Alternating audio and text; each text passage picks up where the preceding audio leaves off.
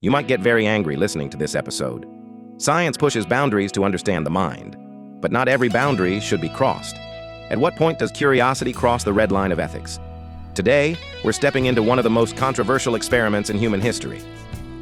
In the early 20th century, psychologists were divided over one major question. Are emotions, especially fear, inborn instincts, or are they learned? Stanley Hall believed many childhood fears were evolutionary leftovers, inherited from our animal ancestors. But John B. Watson disagreed. Watson claimed that infants are born with only two unlearned fears: loud sounds and loss of support, the feeling of falling. Everything else, he argued, is learned after birth. Influenced by the idea of tabula rasa, he argued that the mind begins as a blank slate, shaped by environment.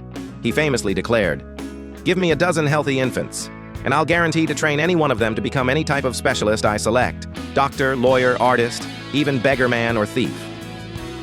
1920, Johns Hopkins University, Psychology Laboratory.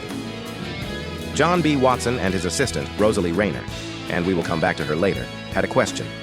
Can fear be learned, or are we born with it? They chose a 9-month-old baby, little Albert.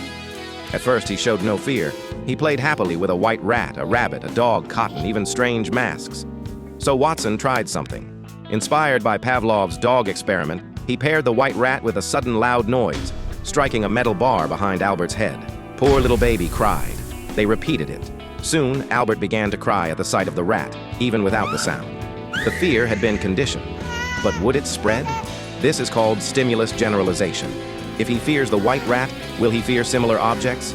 The answer was yes. Albert became afraid not only of the rat, but also of a rabbit, a dog, a fur coat, even a Santa Claus mask. 1 month later, they tested Albert again. The fear was still there. Watson had discussed the possibility of removing the fear through positive conditioning, but it was never properly carried out. Albert was taken away from the hospital, and the experiment ended. The study showed that emotional responses can be conditioned in humans.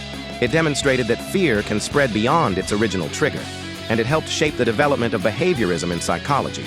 But at what cost? What were the long-term effects on little Albert? Who was he, really?